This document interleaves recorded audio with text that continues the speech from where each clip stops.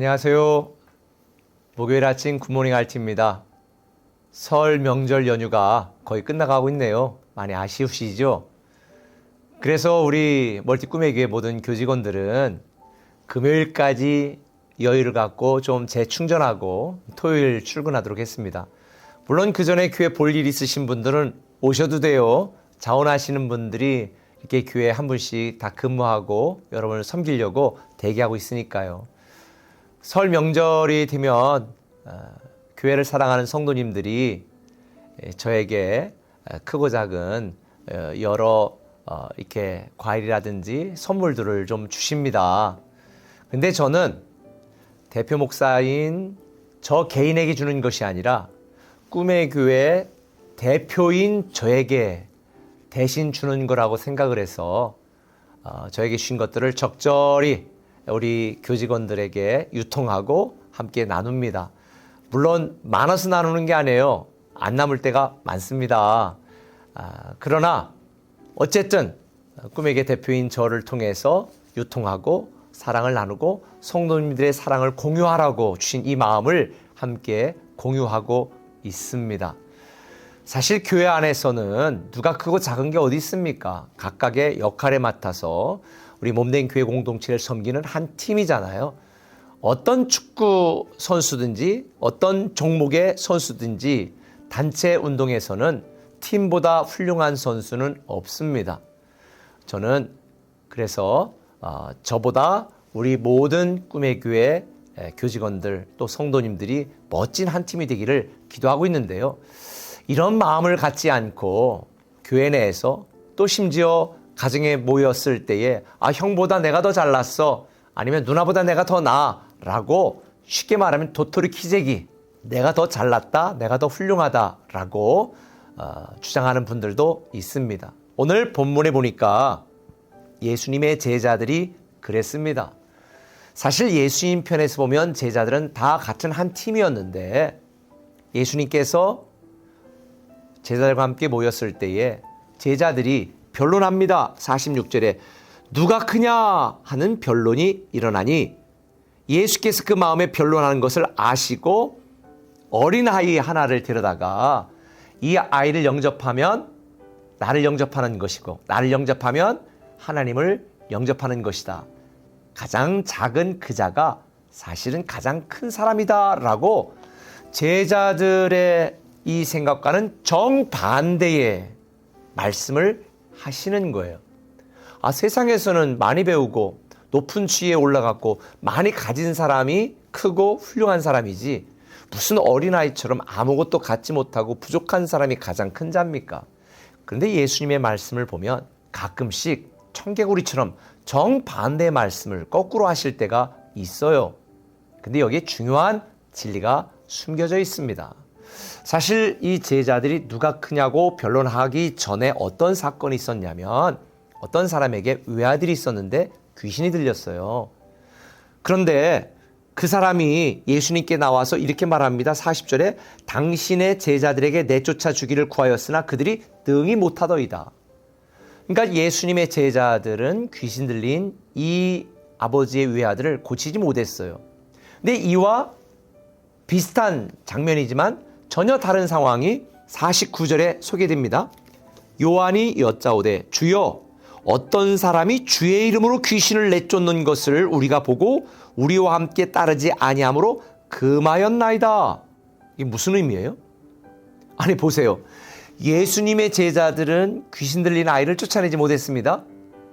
그런데 이름도 알 수 없는 예수님의 제자도 아닌 어떤 사람이 예수의 이름으로 귀신을 내쫓았다는 거예요. 그래서 예수님의 제자 중에 하나인 요한이 야 너 그런 짓 하지 마. 어디 우리 스승님의 이름을 팔아가지고 그런 짓 해? 그러고 못하겠다는 거예요. 그때 예수님께서는 50절에 뭐라고 말했습니까? 얘들아 내버려 둬. 나를 반대하지 않는 자는 다 너희를 위하고 우리를 위하는 자야 라고 이야기했습니다.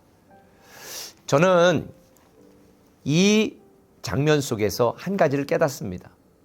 제자들에게는 누가 큰지 그리고 우리가 아니면 그런 일을 하면 안 된다라고 완장을 찬 것처럼 자기의 권리, 자기의 기득권을 주장하고 있었지만 예수님께서는 제자들 중에 누가 큰지가 중요하지 않았고 누가 어떤 사람이 귀신을 내쫓느냐가 중요하지 않았습니다. 예수님의 관심사는 이 땅에 소외되고 힘들고 병든 사람들을 고치고 그들을 살리는 복음, 이 하나님 나라의 복음이 전해지는 것이 중요했지, 나를 따르는 사람이냐 안 따르는 사람이냐, 제자들 중에 네가 그 일을 해라, 너는 그 일을 하지 말아라, 네가 크냐 이 사람이 크냐, 이게 중요하지 않은 거예요. 여기서 우리는 한 가지 중요한 교훈을 깨닫게 됩니다. 나보다 복음, 나보다 하나님 나라, 나보다 주님을 더 중요하게 생각해야 됩니다. 오늘날 세상 사람들이 살아가고 있는 이 세상 속에서 심지어 교회 안에서조차 예수님의 제자들처럼 누가 크냐, 누가 더 높은 직분을 가졌냐, 너 중요한 사람이냐, 누가 더 목사님에게 인정받냐, 이거는 하나도 중요하지 않다는 거죠.